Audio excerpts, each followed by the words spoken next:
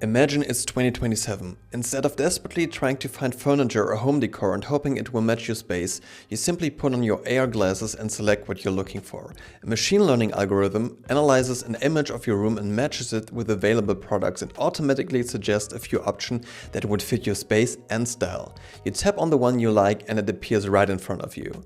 Well, this is no longer imaginary. Over the last couple of weeks, I've built this exact experience as a prototype using web-based XR. Hey, what's up and how's it going? This is Toby and today I want to show you a new project I'm currently working on, which I call Augmented Commerce. It uses next-level web-based augmented reality to improve online shopping, and in this video I want to walk you through how I built this prototype, what tools I used, and as mentioned in my last video, also talk about the product and business side of things. I want to explain why augmented reality is so powerful in e-commerce right now. Let's start with the XR front end. The entire experience is built using Meta's Immersive Web SDK, which is a free and open source tool for creating web-based augmented reality and virtual reality experiences directly in the browser. It's built on top of Three.js and uses TypeScript together with an entity component system. And this architecture runs very efficiently and makes it possible to build fairly complex and interactive experiences while keeping performance under control. Building the XR layer itself was surprisingly straightforward. I started by adding core AR features like plane detection and scene meshing, which in this SDK is as simple as adding a few lines of code. In order to generate product recommendations, the user needs to capture an image of their space and send it to a backend service. For that, I need access to the passthrough camera, which was also easy to implement. To improve visual realism, I also added AR shadows, which help anchor virtual objects much more convincingly in the real world. Next, I needed some UI and basic scan logic to trigger the recommendation flow, which would later be handled by the backend. I built the UI using UIKit ML from the Immersive Web SDK. If you're familiar with HTML and CSS, this should feel very natural, which makes it especially attractive for web developers moving into XR. Before customers can receive recommendations, we first need a catalog of 3D products, and that means merchants need a way to turn their existing product images into usable 3D models. For this prototype, I built an image to 3D pipeline using Meshi. Before settling on Meshi, I explored several open source image to 3D models on Hugging Face, including Microsoft Trailers model, which also produces solid results. However, most of these approaches require hosting your own AI infrastructure, which adds significant operational complexity and cost. So Meshi, on the other hand, offers a simple API-based workflow with good quality, predictable latency and minimal setup, which makes it a strong choice for prototyping and early stage products.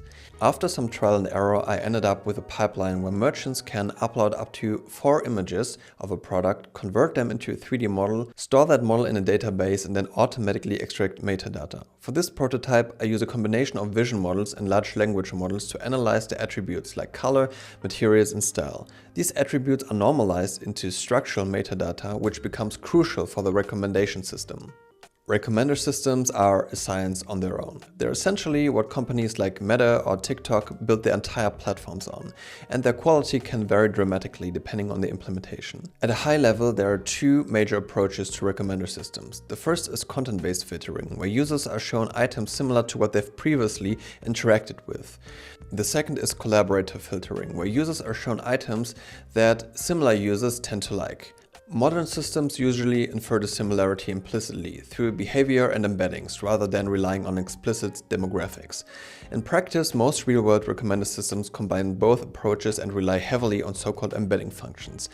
They are the heart of the system. They take all relevant information such as visual features, textual descriptions, product attributes, and transform them into vectors in a high-dimensional space. In this project, the image captured from the XR device is analyzed using a vision model, which either extracts features directly or generates descriptive captions. These representations are converted into embeddings. The same process happens for every product in the catalog.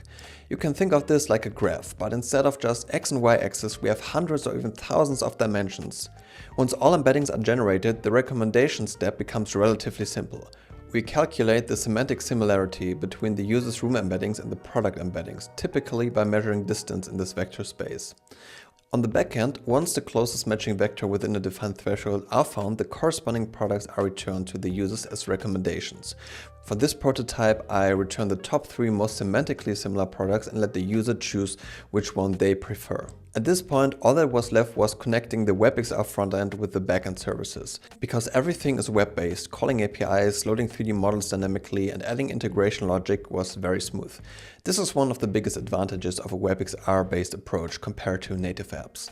For some visual polish, I also added a shader-based animation that overlays the AR mesh, giving the scanning process more satisfying and understandable visual feedback. Now that we've covered the technical side, let's briefly talk about why web-based AR e-commerce is such an interesting opportunity from a business perspective. In my opinion, there are three main reasons. First, e-commerce is a massive market generating well over $6 trillion globally and growing steadily. That means there's both demand and capital available to invest in a better shopping experience. Secondly, augmented reality and Image 2 3D solved one of the biggest problems in e-commerce: uncertainty. Customers often don't buy products because they're unsure on how they will look or fit, or they return them because the real product doesn't match their expectations. The problem is especially severe for furniture and home decor. There's currently no technology other than AR that can realistically solve these spatial understanding problems. While solutions like the IKEA AR app already exist, they only scratch the surface on what's technically possible today. Third, AR glasses are approaching consumer readiness, and Image 2 3D technology has reached a level where it's finally usable for real products. Starting this year, we'll see the first generation of consumer AR glasses, beginning with the specs from Snap, and they are likely followed by devices from Meta, Google, and Apple. Right now, we are in a calm before the storm. This is a rare phase where developers can build and experiment without facing extreme competition yet. A critical part of making this viable is giving merchants an easy way to create high-quality 3D assets, which only recently became feasible at scale, using things like Meshi. Alright, but that's it for a first honest look at this project. This is still a prototype and there's a lot to improve, from accuracy and scale to personalization and merchant tooling.